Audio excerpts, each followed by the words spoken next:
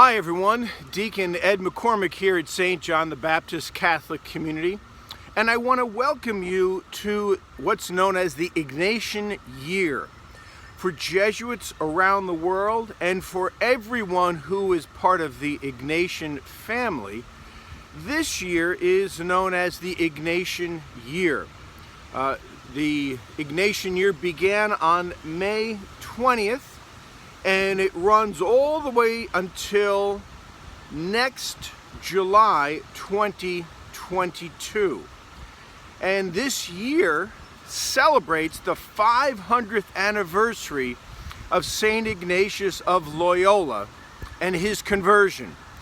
On May 20th, Jesuits around the world remember how Ignatius was defending a castle in the town of Pamplona, and a cannonball was shot across the wall of the castle and hit his leg, shattered his leg, and ended the battle.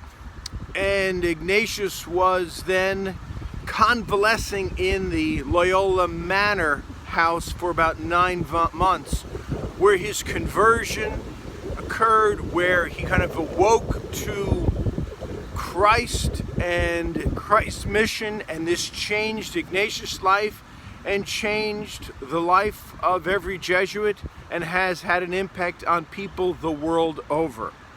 So we're celebrating the Ignatian Year.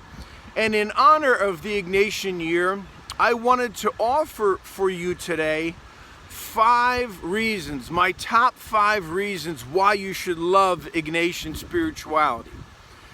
Now let me start with a quick story. I grew up as a Catholic. I was an altar boy, went to Catholic school. My parents were in the choir. And it was something I just did, going to church.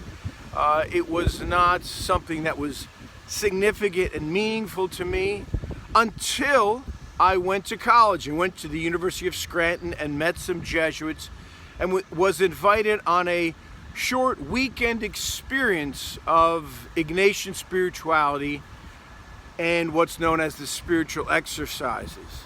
And my introduction to Ignatian spirituality blew my mind, quite frankly. It changed my life. All of a sudden, my faith, which was something I did, took on a power and a meaning and a significance and an excitement I could never have imagined. So with that background, I want to share with you my top 5 reasons why you should love Ignatian spirituality. Here's the first one. And it's appropriate to be shooting this video out here when I announce this first one. And it is God's creation. The Spiritual Exercises is a book that Ignatius wrote. It's a how-to manual for a retreat. And it begins and ends with an emphasis on God the Creator. God, the generous Creator who gives us all good things, from sunlight and oxygen and trees to our own lives, our own existence, to people. And our response, our fundamental response to awakening to the consecrative activity of God is gratitude and praise and wonder. And so Ignatian spirituality starts out from this position that God, out of sheer love, creates all things and continually creates all the good things in your life.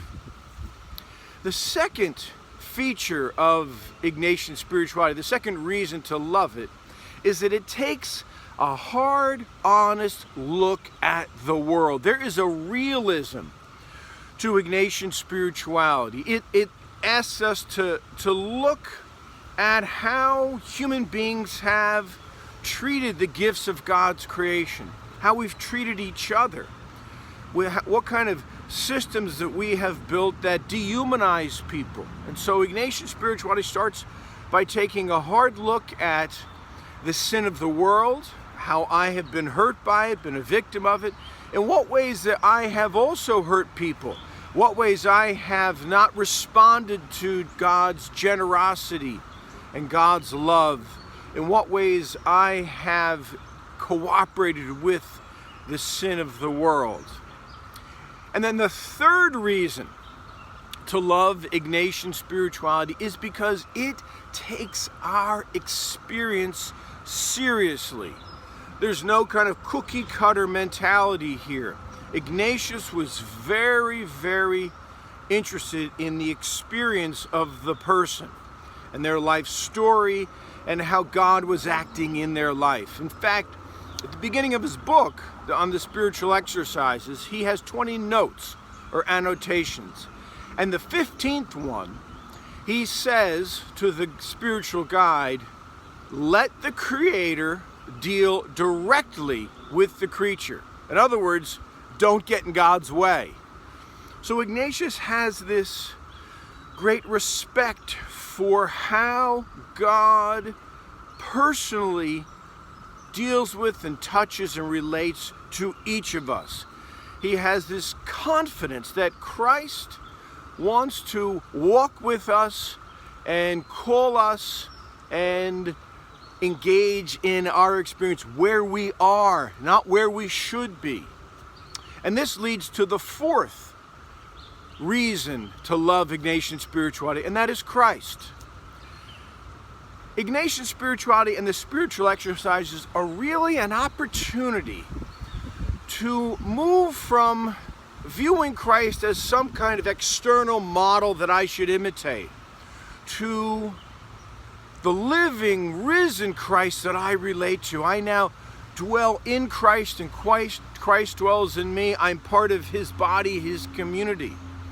And so Ignatian spirituality offers us a chance to hear Christ's call, to get to know him, to be in a relationship with him. And it invites us through the gospel story, through the story of Jesus' birth, his early life, his baptism, his ministry, his death and resurrection. We are invited to enter into that story so that we have this intense personal experience of his life. And this takes us to the fifth reason to love Ignatian spirituality, and it is mission. You see, when you start to awaken to the generosity of God, when you start to experience how Christ forgives us and heals us and frees us and calls us to be his companions and to labor with him and to work with him, to be about his work, we are all sent as a church on mission. And so Ignatian spirituality is very big on mission. And it could simply be, what's the next good thing I'm supposed to do today? Or it could be, what is the mission of your parish? What's the mission of your prayer group or your community? So these are 5 reasons to love Ignatian spirituality.